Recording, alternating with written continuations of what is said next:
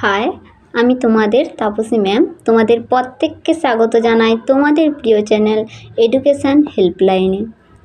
প্রত্যেক দিনের মতো আমি যা বলে থাকি যে আমার ভিডিও তাদের জন্য যারা জিকেকে ভয় পায় এবং তাদের কাছে জিকেটা খুব এক বিরক্তিকর সাবজেক্ট, তাদেরকে আমি বলবো যে 40 মিনিট আমারকে ওই সময়টা যেন তারা দেয়। তারা তাদের নিজের অজান্তে জিকেকে ভালোবাসতে শুরু করবে। চলো শুরু করা যাক আজকের জিওগ্রাফি তৃতীয় ক্লাস, ভারতের নদ নদী। ভারত একটি নদীমাতৃক দেশ। ভারত ছোট বড় মিলিত হয়ে ভারতে অসংখ্য নদ নদী আছে। এগুলি কোনোটি বরফ গলা জলে পুষ্ট, আবার কোনোটি বৃষ্টির জলে পুষ্ট, কোনোটির খরস্রোতা, কোনোটি বা নাব্য, ঠিক আছে, এবং কোনোটি সমুদ্রে পতিত হয়েছে, আর কোনোটি দেশের অভ্যন্তরে মিলিত হয়েছে। এগুলো আমি যে নদী সম্বন্ধে কিছু তথ্য বললাম।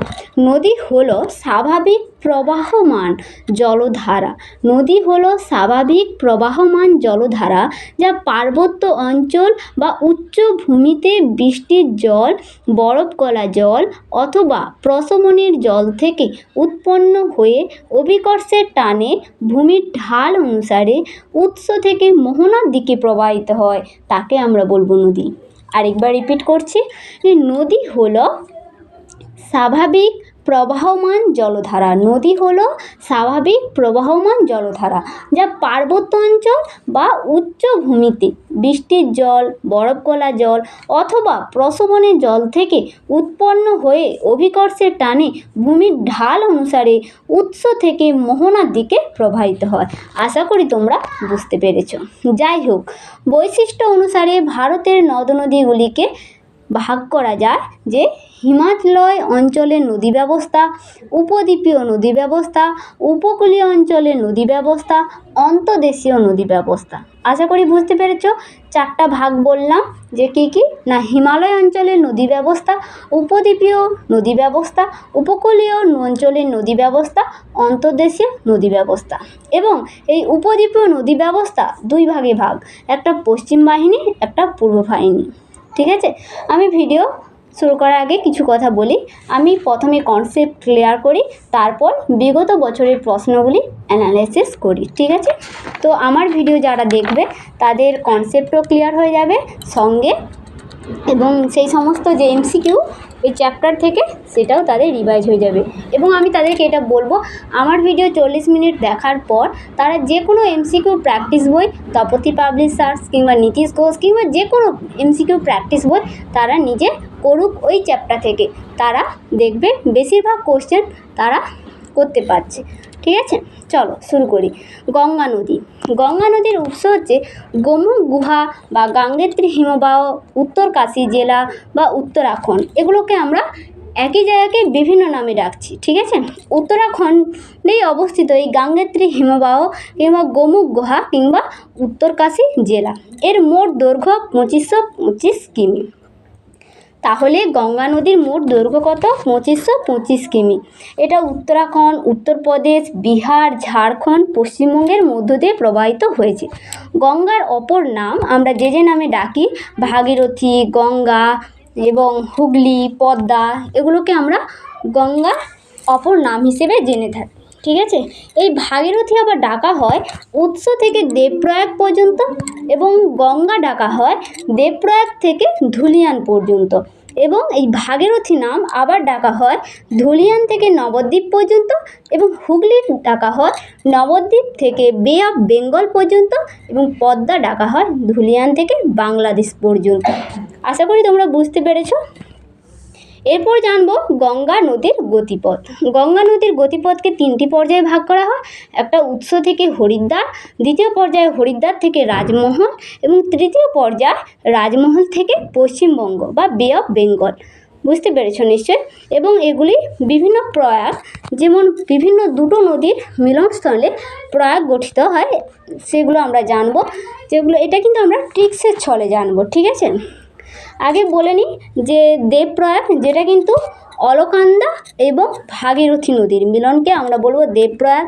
বিষ্ণুপ্রয়াগ, অলকানন্দা এবং ধূলিগঙ্গার মিলনকে আমরা বলবো বিষ্ণুপ্রয়াগ এবং অলকানন্দা ও মন্দাকিনীর মিলনকে বলবো রুদ্রপ্রয়াগ এবং অলকানন্দা এবং পিণ্ডার নদীর মিলনকে আমরা বলবো কর্ণপ্রয়াগ এবং অলকানন্দা এবং নন্দাকিনীর মিলনকে আমরা বলবো নন্দপ্রয়াগ। ট্রিক্সটা কি আমরা জেনে নিই যে মিস্টার PKBD ভাগীরথী ও অলকানন্দা নদীর পাশ দিয়ে দেবদর্শন করতে সেখানে গিয়ে তারা নন্দন লাগলো।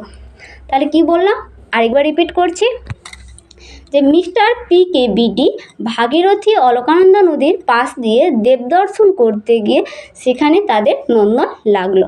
এখান থেকে আমরা জেনে নিই মিস্টার, M থেকে আমরা জানবো মন্দাকিনী, আর থেকে রুদ্রপ্রয়াগ, অর্থাৎ প্রতিটা নদীর একটা নদী আছে, সেটা হচ্ছে অলকানন্দা। প্রত্যেকটা নদী কিন্তু অলকানন্দা তো থাকবেই, তার সাথে যেমন মিস্টার এমে কি পাচ্ছি আমরা মন্দাকিনী এবং আরে কি পাচ্ছি রুদ্রপ্রয়াগ, অর্থাৎ মানে কি না অলকানন্দা এবং মন্দাকিনীর মিলনকে আমরা বলবো রুদ্রপ্রয়াগ, ঠিক আছে। এবং পিকে মানে কি, পিতে পাচ্ছি পিণ্ডার এবং কেতে পাচ্ছি কর্ণপ্রয়াগ, অর্থাৎ মানে কি না অলকানন্দা এবং পিণ্ডার নদীর মিলনকে বলবো কর্ণপ্রয়াগ। বুঝতে পেরেছ নিশ্চয়। এবং বিডি যেটা, সেটাকে আমরা কি বলবো যে ধূলিগঙ্গা বা বিষ্ণুপ্রয়াগ, অর্থাৎ বি দিয়ে হয় বিষ্ণুপ্রয়াগ আর ডি দিয়ে হয় ধূলিগঙ্গা, অর্থাৎ কি অলকানন্দা এবং ধূলিগঙ্গার মিলনকে আমরা বলবো বিষ্ণুপ্রয়াগ। আর ভাগীরথী এবং অলকানন্দা যেটার মিলনকে আমরা বলবো দেবপ্রয়াগ।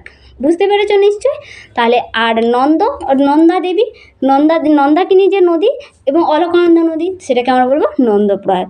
বুঝতে পারলে যে আরেকবার বলছি যে মিস্টার PKBD ভাগীরথী অলকানন্দা নদীর পাশ দিয়ে দেবদর্শন করতে সেখানে গিয়ে তার নন্দন লাগলো। আসছি পরের বিষয় যে গঙ্গা নদীর তীরে কোন কোন শহর অবস্থিত। গঙ্গা নদীর তীরে যেটা হচ্ছে প্রয়াগরাজ, কানপুর, বারাণসী, লখনৌ, পাটনা এবং কলকাতার মতো ঘনবসতিপূর্ণ শহরগুলি গঙ্গা নদীর তীরে অবস্থিত। আরেকবার রিপিট করি যে প্রয়াগরাজ, কানপুর, বারাণসী, লখনৌ, পাটনা, কলকাতা, ঠিক আছে। এই শহরগুলি গঙ্গা নদীর তীরে অবস্থিত। গঙ্গা নদীকে 2008 সালে প্রাক্তন প্রধানমন্ত্রী মনমোহন সিং জাতীয় নদী হিসাবে ঘোষণা করেছিল। গঙ্গা নদীকে 2008 সালে প্রাক্তন প্রধানমন্ত্রী মনমোহন সিং জাতীয় নদী হিসেবে ঘোষণা করেছিল। গঙ্গার জলকে সেলফ পিউরিফাইড ওয়াটার হিসাবে ধরা হয়। গঙ্গা নদীর তীরে ভারতের গুরুত্বপূর্ণ শিল্পাঞ্চলগুলি রয়েছে। উত্তরপ্রদেশে গঙ্গার জল সবথেকে বেশি দূষিত হয়। গঙ্গা নদীর তীরে ভারতের বৃহৎ কৃষিক্ষেত্র গড়ে উঠেছে। বাম তীরের প্রধান নদীগুলি হলো গোমতী, ঘরঘরা, গণ্ডকী, কোসি। গঙ্গার বাম তীরের উপনদীগুলি হলো গোমতী, ঘরঘরা, গণ্ডকী, কোসি এবং ডান তীরের প্রধান উপনদী হলো যমুনা, সোন, পুনপুন, দামোদর। কোশ্চেনগুলো খুবই ইম্পর্ট্যান্ট। এখান থেকে প্রায় কোশ্চেন আসে যে গঙ্গার বাম তীরের উপনদীগুলি, 4টা অপশান দিয়ে দেয়, কোনটি বাম তীরের উপনদী নয়, কোনটি ডান তীরের উপনদী, তাই আমাদেরকে কিন্তু জেনে রাখতে হবে। যে কি বললাম আবার রিপিট করছি যে বাম তীরের প্রধান উপনদীগুলি হলো গোমতী, ঘরঘরা, গণ্ডকী, কোসি এবং ডান তীরের উপনদীগুলি হলো যমুনা, সোন, পুনপুন ও দামোদর। মনে থাকবে নিশ্চয়। গঙ্গা যমুনা দোয়া ভারতের বৃহত্তম দোয়াব অঞ্চল। এর পরের পয়েন্ট, যমুনা নদী গঙ্গার দীর্ঘতম উপনদী। যমুনা নদী গঙ্গার দীর্ঘতম উপনদী। রামগঙ্গা গঙ্গা নদীর প্রথম উপনদী, যা গঙ্গা নামকরণ হওয়ার পর। আরেকটা যে পয়েন্ট যে গোমতী গঙ্গা নদীর একমাত্র উপনদী, যেটা একটি হ্রদ থেকে, যেটা হচ্ছে ফুলহার হ্রদ থেকে উৎপন্ন হয়েছে। গোমতী গঙ্গা নদীর একমাত্র উপনদী, যেটা একটি হ্রদ থেকে উৎপন্ন হয়েছে। আমাদেরকে একটা কথা মাথায় রাখতে হবে, ভূগোলের যে ভারতের নদ নদীর চ্যাপ্টার একটু পড়তে একটু বিরক্তিকর লাগে, কিন্তু তোমরা মনোযোগ সহকারে শোনো। আমি প্রতিটা নদ নদী, আমি উপনদীগুলো খুব সুন্দরভাবে ট্রিক্সের ছলে আমি তোমাদেরকে বোঝাবো এবং তোমরা আমার PDF থেকে ওই ট্রিক্সগুলো যদি খাতায় লিখে নাও তাহলে খুবই ভালো হয়। এবং আমার ভিডিও যদি কোনো 9-10 স্টুডেন্টরাও যদি দেখতে চায়, তাদেরও ভারতের নদ নদী থাকে, তো তারাও যদি দেখে খুবই উপকৃত পাবে। ঠিক আছে, চলো শুরু করছি। গঙ্গা নদীর যে বাম তীরের যে উপনদীগুলো বললাম, সেগুলো যেটা আমরা ট্রিক্সের ছলে যেটা জানবো, যে রামকুঠিরে 3G মোবাইল পাওয়া যায়। রামকুঠিরে 3G মোবাইল পাওয়া যায়।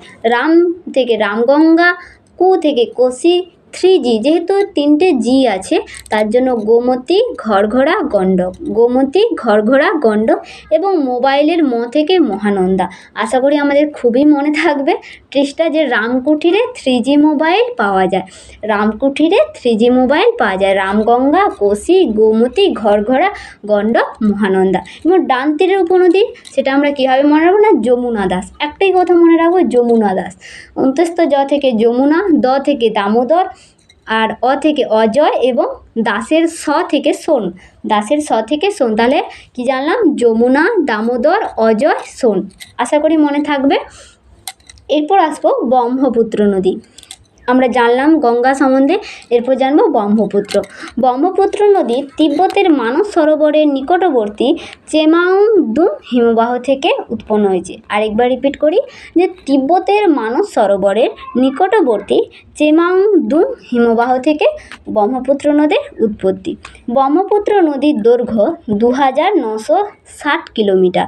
ব্রহ্মপুত্র নদীর দৈর্ঘ্য 2960 কিলোমিটার। এর মধ্যে ভারতে অবস্থিত 885 কিলোমিটার। এর মধ্যে ভারতে অবস্থিত 885 কিলোমিটার। তিব্বতে ব্রহ্মপুত্র নদ সাংপো নামে পরিচিত। ব্রহ্মপুত্র নদ তিব্বতে সাংপো নামে পরিচিত। চীনা ভাষায় একে বলা হয় থার্ল জাংবো জিয়ানসিং। থার্ল জাংবো জিয়ানসিং। চীনা ভাষা যেমন কথা, যে চীনা ভাষায় একে বলা হয় থার্ল জাংবো জিয়ানসিং। এবং অসমের সাদিয়ার কাছে ডিহং নদীটি ডিবং নামে পরিচিত ও লোহিত নদীর সঙ্গে মিলিত হয়ে ব্রহ্মপুত্র নামে ধুবড়ি পর্যন্ত প্রবাহিত হয়েছে। আরেকবার রিপিট করছি, যে তিব্বতে ব্রহ্মপুত্র নদ সাংপো নামে পরিচিত। চীনা ভাষায় একে বলা হয় থার্ল জাংবো জিয়ানসিং। অসমের সাদিয়ার কাছে ডিহং নদীটি ডিবং ও লোহিত নদীর সঙ্গে মিলিত হয়ে ব্রহ্মপুত্র নামে ধুবড়ি পর্যন্ত প্রভাবিত হয়েছে। ঠিক আছে, ধুবড়ির পর এই নদী বাংলাদেশে যমুনা নামে প্রবেশ করে গোয়ালন্দের কাছে পদ্মার সঙ্গে মিশেছে এবং এই দুই নদীর মিলিত প্রবাহ মেঘনা নামে বঙ্গোপসাগরে পতিত হয়েছে। আশা করি তোমরা ব্রহ্মপুত্র নদী সম্পর্কে জানলে। এরপর আমরা জানবো তার উপনদী, সেটাও আবার ট্রিক্সের চলে। কি না, ডান তীরের উপনদী যদি জানি, ব্রহ্মপুত্রের সুবনশিরি, কাংবে, বেলশিরি, তিস্তা। ঠিক আছে, ট্রিক্সের ছলে আমরা কীভাবে বলবো না, রাঙ্গা নদীর মাঝি তোর ঠিকানা যত দূরে হোক, সুবর্ণা সংকোচ করবে না জল খেতে। খুবই সুন্দর ট্রিক্স, যে রাঙ্গা নদীর মাঝি তোর ঠিকানা যত দূরে হোক, সুবর্ণা সংকোচ করবে না জল খেতে।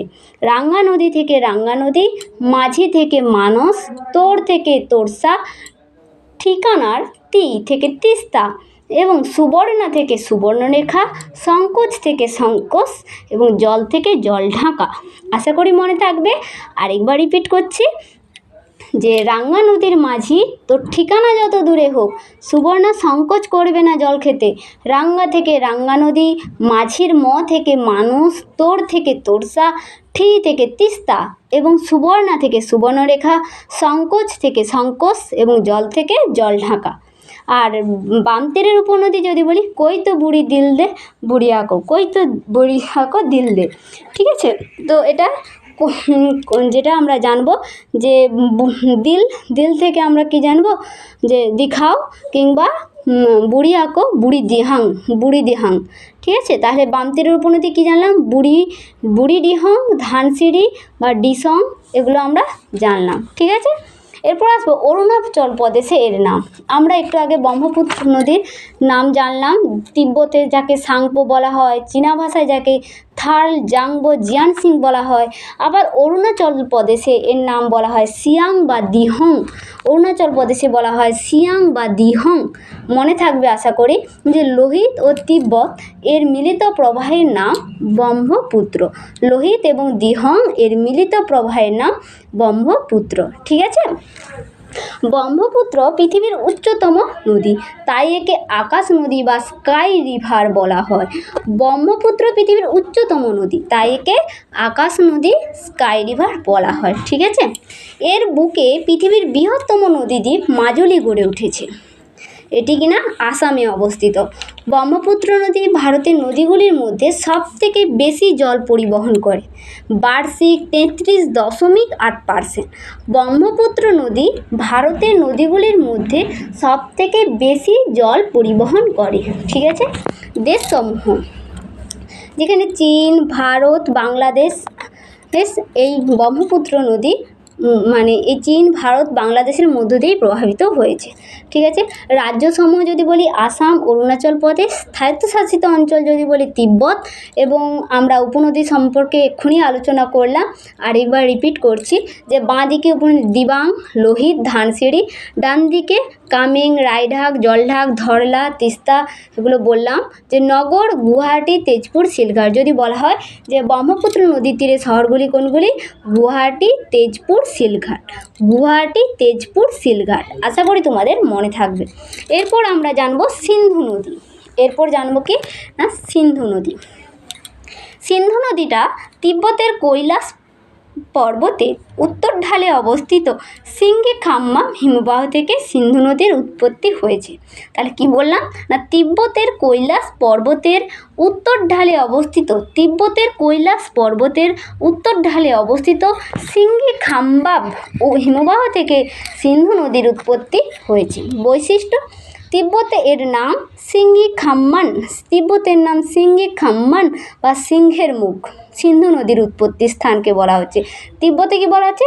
সিঙ্গি খাম্মান বা সিংহের মুখ। ঠিক আছে, আর সিন্ধু নদীর মোট দৈর্ঘ্য 2880 কিমি, কিন্তু ভারতে এর দৈর্ঘ্য মাত্র 709 কিমি। গিলগিটে এর গভীরতম গিরিখাতটি তৈরি হয়েছে। গিলগিটে এর গভীরতম গিরিখাতটি তৈরি হয়েছে। উত্তর থেকে দক্ষিণ বরাবর সিন্ধুর 5টি উপনদী, যেটা কি কি না, বিতস্তা, চন্দ্রভাগা, রাভি, বিপাশা, শতদ্রু। বিতস্তা, চন্দ্রভাগা, রাভি, বিপাশা, শতদ্রু। ঠিক আছে, এরপরে আমরা জানবো তার উপনদী সম্পর্কে আর ট্রিক্সের ছলে। ঠিক আছে, কি জানবো না, কেটু উপরে উঠতে গিয়ে এসপিজি হাঁপিয়ে গেছে। কেটু উপরে উঠতে গিয়ে এসপিজি হাঁপিয়ে গেছে। তাহলে এখানে আমরা কীভাবে জানবো যে কেটু উপরে উঠতে গিয়ে এসপিজি হাঁপিয়ে গেছে? তাহলে কি কে থেকে দুটো জানলাম, একটা কি কুররাম বা কাবুল, একটা কি জানলাম কুররাম বা কাবুল। ঠিক আছে, এগুলো কিন্তু ডান তীরের উপনদী। এগুলো কি না, ডান তীরের উপনদী। বুঝতে পারলে যে ডান তীরের উপনদী। তাহলে কি কেটু উপরে উঠতে গিয়ে এসপিজি হাঁপিয়ে গেছে। তাহলে কে থেকে কুররাম, কাবুল, আর হচ্ছে এসপিজি, এস থেকে সিয়ক, পি থেকে পীরপাঞ্জাল, জি থেকে গিলগিত। তাহলে সিন্ধু নদীর ডান তীরের উপনদী কি না, কেটু উপরে উঠতে গিয়ে এসপিজি হাঁপিয়ে গেছে। কে থেকে কুররাম, কে থেকে কাবুল, এস থেকে সিয়ক, পি থেকে পীরপাঞ্জাল, জি থেকে গিলগিত। এবং এর বাম দিকের উপনদী যদি আমরা জানি যে রাভি জিসিপি নিয়ে সুতলেজ নদীর দিকে গেল। রাভি জিসিপি নিয়ে সুতলেজ নদীর দিকে গেল। তাহলে রাভি থেকে রাভি নদী, জি থেকে ঝিলাম নদী, সি থেকে চেনাব নদী, বি থেকে বিয়াস নদী, সুতলেজ থেকে সুতলেজ নদী। আশা করি আমাদের খুবই মনে থাকবে বাম তীরের উপনদীগুলি, যেটা কি রাভি, চেনাব, সুতলেজ, ঝিলাম, বিয়াস নদী। ঠিক আছে, রাভি জিসিপি নিয়ে সুতলেজ নদীর দিকে গেল। এরপর আমরা তার উপনদী সম্পর্কে কিছু তথ্য জেনে নেব। ঝিলাম বা বিতস্তা নদী, এগুলো জানবো। এবার কিছুটা তো আমাদের কনসেপ্ট থাকা দরকার। তো কাশ্মীর উপত্যকার দক্ষিণ পশ্চিমে অবস্থিত ভেরিনাগ প্রশোভন থেকে এর উৎপত্তি হয়েছে। কাশ্মীর উপত্যকার দক্ষিণ পশ্চিমে অবস্থিত ভেরিনাগ প্রশোভন থেকে এর উৎপত্তি হয়েছে। বৈশিষ্ট্য: কাশ্মীরের উলার হ্রদের মধ্য দিয়ে এটি অবস্থিত। এই ঝিলাম বা বিতস্তা নদী কাশ্মীরের উলার হ্রদের মধ্য দিয়ে এটি প্রবাহিত। কাশ্মীর উপত্যকার ভেল অফ কাশ্মীর মধ্য দিয়ে প্রবাহিত হয়েছে। কাশ্মীরের সবথেকে গুরুত্বপূর্ণ নদী যেটা হচ্ছে ঝিলাম বা বিতস্তা। এবং অনন্তনাগ থেকে বারামুলা পর্যন্ত পরিবহনযোগ্য। এখান থেকে আমাদের মেন যেটুকু জানতে হবে যে ঝিলাম বা বিতস্তা নদী কাশ্মীর উপত্যকার মধ্য দিয়ে প্রবাহিত হয়েছে। ব্যাস, এটুকুই ক্লিয়ার। এরপর আমরা জানবো চন্দ্রভাগা বা চেনাব। চন্দ্রভাগা নদীর মিলিত প্রবাহ হলো চেনাব। এই দুই নদী হিমালয় প্রদেশের লাহুল জেলার বারলাচা গিরিপথের উভয় দিকে উৎপন্ন হয়েছে। চন্দ্রভাগা বা চেনাব, চন্দ্রভাগা বা চেনাব মাথায় রাখবে। ঝিলাম বা বিতস্তা, চন্দ্রভাগা বা চেনাব এগুলো কিন্তু একই নদী, ঠিক আছে। চন্দ্রভাগা বা ঝিলাম বা বিতস্তা একটা নদী, আর চন্দ্রভাগা বা চেনাব একটা নদী। এর বৈশিষ্ট্য সিন্ধুর দ্বিতীয় দীর্ঘতম উপনদী, শতদ্রু কিন্তু প্রথম, আর চন্দ্রভাগার দৈর্ঘ্য 1180 কিলোমিটার। এরপরে জানবো রাভি নদী। রাভি নদীকে আরও নামে ডাকা হয়, যেটা ইরাবতী নামে বা পুরুষিনী নামে এই রাভি নদীকে কিন্তু ডাকা হয়। রাভি নদী কুলুং উপত্যকার রোটাং পাসের নিকট উৎপত্তি। রাভি নদীর উৎপত্তিস্থল বিপাশা নদীর উৎপত্তিস্থলের খুবই নিকট। এটি পাঞ্জাবে ভারত পাকিস্তান সীমান্তে দিয়ে প্রবাহিত। এটি পাঞ্জাবে ভারত পাকিস্তান সীমান্ত দিয়ে প্রবাহিত। এরপর জানবো বিপাস। এটা হচ্ছে রোটাং পাসের নিকট বিয়াসকুণ্ড থেকে উৎপত্তি। এর দৈর্ঘ্য হচ্ছে 465 কিলোমিটার এবং শতদ্রু নদীকে হ্যারিকের কাছে পতিত হয়েছে। এরপর জানবো শতদ্রু নদী সম্বন্ধে। এগুলো আমরা জাস্ট একটু ছোঁয়া দিয়ে চলে যাচ্ছি, যেগুলো খুব ইম্পর্ট্যান্ট সেগুলো তোমাদের বলছি। যে তিব্বতের মানস সরোবরের নিকটবর্তী রাক্ষসতাল হ্রদ থেকে শতদ্রু নদীর উৎপত্তি হয়েছে। এটা আমাদের প্রায়ই পরীক্ষায় আসে, খুবই ইম্পর্ট্যান্ট কোশ্চেন যে শতদ্রু, এবং এটা কিন্তু সিন্ধু নদীর একটা দ্বিতীয় দীর্ঘতম উপনদী, প্রথম উপনদী, ঠিক আছে, প্রথম। তিব্বতের মানস সরোবরের নিকটবর্তী রাক্ষসতাল হ্রদ থেকে শতদ্রু নদীর উৎপত্তি হয়েছে। আশা করি তোমাদের মনে থাকবে। এটি একটি পূর্ববর্তী নদী এবং তিব্বতে এটি ল্যানজিচিয়ান খামবাব নামে পরিচিত। ল্যানজিচিয়ান খামবাব নামে পরিচিত। শতদ্রু নদী সিন্ধুর দীর্ঘতম উপনদী। এর দৈর্ঘ্য 1450 কিলোমিটার। ভারতে অবস্থিত অংশের দৈর্ঘ্য 1050 কিলোমিটার। সিপকি-লা গিরিপথের মধ্য দিয়ে তিব্বত থেকে ভারতে প্রবেশ করেছে। কোন গিরিপথ বললাম না? সিপকিলা গিরিপথের মধ্য দিয়ে তিব্বতে প্রবেশ করেছে এই শতদ্রু নদী, ঠিক আছে। এরপর জানবো যে যেসব নদীর অস্তিত্ব হিমালয়ের উত্থানের আগে থেকেই ছিল তাদের আমরা পূর্ববর্তী নদী বলি। এই সব নদীর বয়স হিমালয়ের থেকেও বেশি, যেমন শতদ্রু, ব্রহ্মপুত্র, সিন্ধু, ঠিক আছে। এটা কিন্তু হিমালয়ের উৎপত্তির আগে থেকে এই সব নদী আছে। এরপর জানবো যে সিন্ধু তার উপনদীর মধ্যবর্তী কিছু দোয়াব সম্বন্ধে জানবো। যেটা প্রথম হচ্ছে সিন্ধু সাগর, যেটা হচ্ছে সিন্ধু এবং ঝিলাম নদীর মধ্যে অবস্থিত। আর তারপরে ছাঁচ, যেটাকে আমরা বলবো চন্দ্রভাগা ও ঝিলাম। তারপর বলবো রেচনা, যেটা রবি ও চন্দ্রভাগা। রেচনা, রবি ও চন্দ্র, রে আছে র আর রবি আমাদের মনে থাকবে। আর চ রেচনা, চয়ের চন্দ্রভাগা, র রবি, চ চন্দ্রভাগা। তাহলে রেচনা কি হলো? রবি চন্দ্রভাগা। বাড়ি ব মানে বিপাশা, র রবি। খুবই সুন্দর, টেক্সের ছলে পড়লে আমাদের পড়াটা খুবই মনে থাকে, ঠিক আছে। এরপর জানবো বিপাশা এবং শতদ্রু। বি থেকে বিপাশা আর স থেকে শতদ্রু। এরপর দোয়াব অঞ্চল সম্বন্ধে আমরা জানলাম। এরপর যেটা জানবো যে উপদ্বীপীয় মালভূমি অঞ্চলের নদ নদী ও বঙ্গোপসাগরে পতিত নদ নদী বা পূর্ববাহিনী নদী। যে মালভূমি অঞ্চলে একটা আমরা জেনেছিলাম পূর্ববাহিনী নদী, একটা আমরা জেনেছিলাম পশ্চিম বাহিনী নদী। পূর্ববাহিনী নদী কোনগুলো? এগুলো কিন্তু উপদ্বীপীয় মালভূমি অঞ্চলে পূর্ববাহিনী নদী, মানে পূর্ব দিকে গিয়েছে। সেটা কোন কোন নদী? যেটা হচ্ছে মহানদী, ঠিক আছে। মহানদীর দৈর্ঘ্য যদি জানি 857 কিলোমিটার, এবং এর উপনদী যদি আমরা জানি, এবং এর উপনদী যেটা সেটা হচ্ছে তোমার মহানদীর উপনদী যেটা তোমার বাম তীরের উপনদী, সেটা কী কী না শেওনাথ, ইব, হাঁসদেও, মান্ত। এটা আমার আবার টিক্সের ছলে জানবো। শেওনাথ যদি হাসতে হাসতে মন্দ কথা বললে তাহলে কারোর ধরার ক্ষমতা নেই। শেওনাথ যদি হাসতে হাসতে মন্দ কথা বলে তাহলে কারোর ধরার ক্ষমতা নেই। শেওনাথ থেকে শেওনাথ, যদি ইংরেজি কি ইব, এবং হাঁস থেকে আমরা বলবো হাঁসদেও, মন্দ থেকে মান্ত। তাহলে কি জানলাম? যে সিন্ধু নদীর বাম তীরের উপনদী আমরা কি জানলাম না শেওনাথ, ইব, হাঁসদেও, মান্ত, ঠিক আছে। এবং ডান তীরের উপনদী অঙ্কে যেখানে অঙ্কে জং লাগলে মনোরঞ্জন স্যারের তেল লাগাও। মানে এটা আমার যে প্রিয় স্যার, যে মনোরঞ্জন স্যার, যে তেনার কথায় বলা হয়েছে যে অঙ্কে জং লাগলে মনোরঞ্জন স্যারের তেল লাগা। তো অঙ্কে থেকে অং, জং থেকে জং, তেল থেকে তেল, ঠিক আছে? অং, জং, তেল। আশা করি তোমাদের মনে থাকবে। এরপর আসবো গোদাবরী নদী। গোদাবরী নদীর দৈর্ঘ্য 1465 কিলোমিটার। গোদাবরী নদীর দৈর্ঘ্য কত? 1465 কিলোমিটার। আমি একটা কথা বলতে চাই, হয়তো আমার কাছে স্মার্ট বোর্ড নেই, কিন্তু আমি যেসব তথ্য তোমাদের সঙ্গে শেয়ার করছি, এইসব তথ্য কিন্তু আমার দেওয়া তথ্য নয়, আমার স্যারদের দেওয়া তথ্য, ঠিক আছে? তারা কিন্তু খুবই বড় ধরনের স্যার যাকে বলা হয়।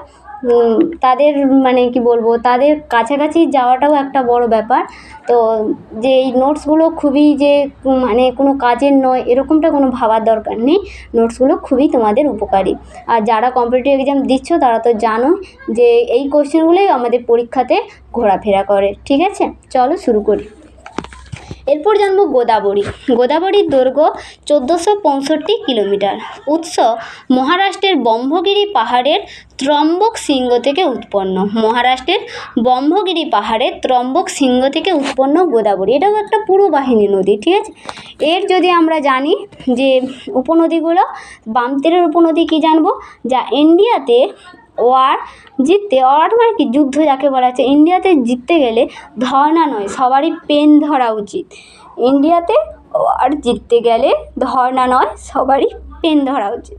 তাহলে ইন্ডিয়া থেকে আমরা মনে রাখবো যে ইন্দ্রাবতী, ওয়ার, ঠিক আছে? যুদ্ধের ইংরেজি ওয়ার্থ, এবং ধর্না থেকে ধারনা, এবং সবারই থেকে সাবারি, এবং পেন থেকে পেনগঙ্গা। আশা করি মনে থাকবে। তাহলে কি বললাম, যে বাম তীরের উপনদী ইন্দ্রাবতী, ওয়ার্থ, ধারনা, সাবারি, পেনগঙ্গা, ঠিক আছে? এবং ডান তীরের উপনদী যদি বলি, পিএম গেল মন্দির কিনারে। পিএম মানে আমরা কি জানি, প্রধানমন্ত্রী গেল মন্দির কিনারে। তাহলে পি থেকে পেঞ্চ, এম থেকে মানের, কি থেকে কিনার বাম, ঠিক আছে? কিনার স্বামী। তাহলে আমরা কি জানলাম, পেঞ্চ, মানের, কিনার স্বামী। গোদাবরী নদীর ডান তীরের উপনদী, বুঝতে পেরেছ? এবং দক্ষিণ ভারতের দীর্ঘতম নদী হচ্ছে গোদাবরী নদী। দক্ষিণ ভারতের দীর্ঘতম নদী গোদাবরী নদী। গোদাবরী নদীকে আবার দক্ষিণ ভারতের গঙ্গা বলা হয়, ঠিক আছে?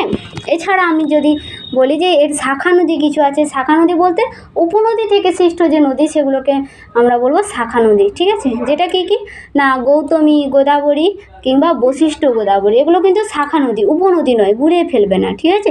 আর গোদাবরী নদী কোথা দিয়ে বিস্তৃত লাভ করেছে? মহারাষ্ট্র, ছত্তিশগড়, তেলেঙ্গানা, অন্ধ্রপ্রদেশ।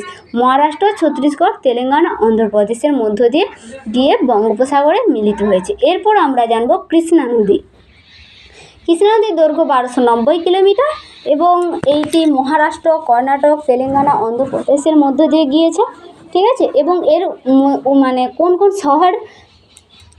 কোন শহরের মধ্য দিয়ে গিয়েছে যদি বলি, যে কৃষ্ণা নদীর তীরে বিজয়ওয়াড়া শহর, এবং তার উপনদী মুসির তীরে অন্ধ্রপ্রদেশের রাজধানী হায়দ্রাবাদ শহর অবস্থিত। অর্থাৎ বিজয়ওয়াড়া শহর কোন নদীর তীরে অবস্থিত? কৃষ্ণা নদীর তীরে।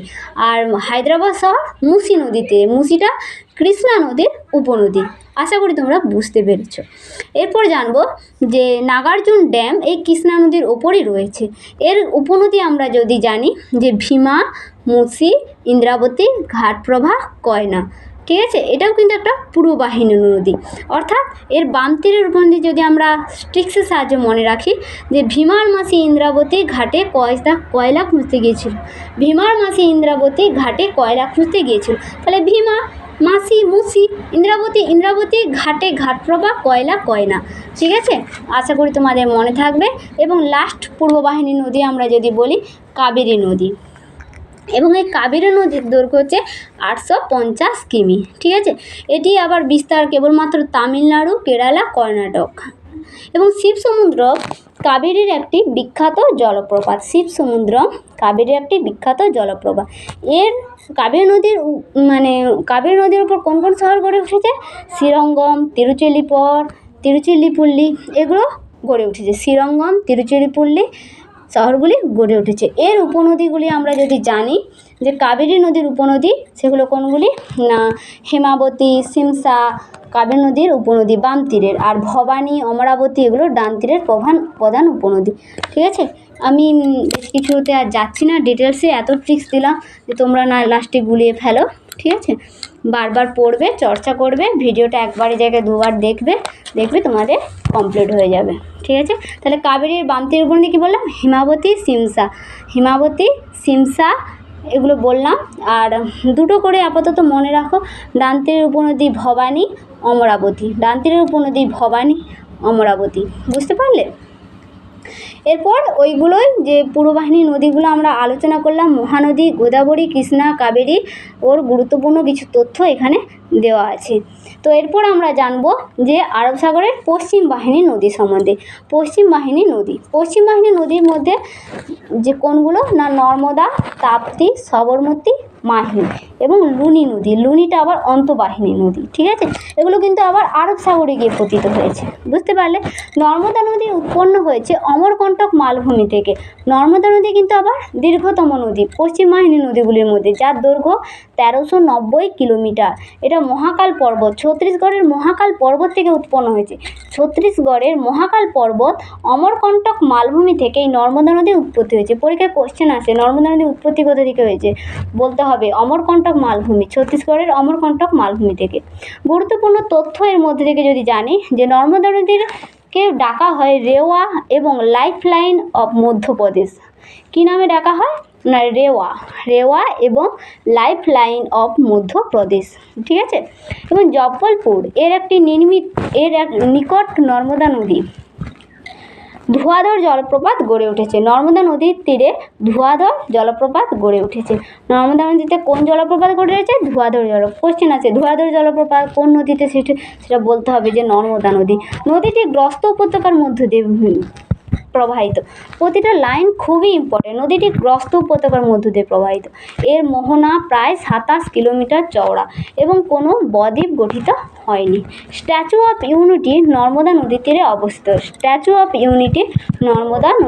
অবস্থিত। তাহলে আমরা নর্মদা নদী সম্বন্ধে কিছুটা আইডিয়া হলো। ঠিক আছে, এরপর আসবো তাপ্তি নদী। এটাও মহাদেব পর্বতের মূলতায়ের কাছে উৎপন্ন হয়েছে, যার দৈর্ঘ্য 700 কিলোমিটার এবং এটি খান্ডোয়া বুরহানপুর গ্যাপে নর্মদা ও তাপ্তি নদী পরস্পরের সবথেকে কাছাকাছি এসেছে।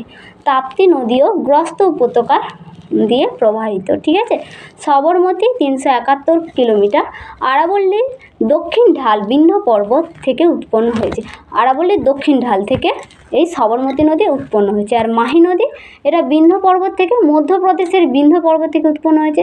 মাহি নদী কর্কটক্রান্তি রেখাকে দুবার অতিক্রম করেছে। ভেরি ভেরি ইম্পর্টেন্ট যে মাহি নদী তোমার কর্কটক্রান্তি রেখাকে দুবার অতিক্রম করেছে। আর এটাও খুব ইম্পর্টেন্ট যে নর্মদা তাপ্তি নদী কিন্তু গ্রস্ত উপত্যকার মধ্য দিয়ে গিয়েছে। কোশ্চেন চলে আসে। ঠিক আছে, এরপরে জানবো লুনি। এটাও আরাবল্লী পর্বতমালার পুষ্কর ভ্যালি থেকে উৎপন্ন হচ্ছে লুনি নদী, যার দৈর্ঘ্য 495 কিলোমিটার। ঠিক আছে, লুনি নদী একটি অন্তর্বাহিনী নদী। এটি ভারতের মরুভূমি অঞ্চলের সবথেকে গুরুত্বপূর্ণ নদী। আজ এই পর্যন্ত নদ নদী সম্বন্ধে আমরা জানলাম। এখান থেকে আমি আশা করব তোমরা কোনো এমসিকিউ প্র্যাকটিস বই থেকে ভারতের নদ নদী চ্যাপ্টার থেকে যতগুলো এমসিকিউ আছে যে বিগত বছরের প্রশ্ন থেকে তোমরা সেগুলো সলভ করবে। ঠিক আছে, হলো, নমস্কার, থ্যাংক ইউ।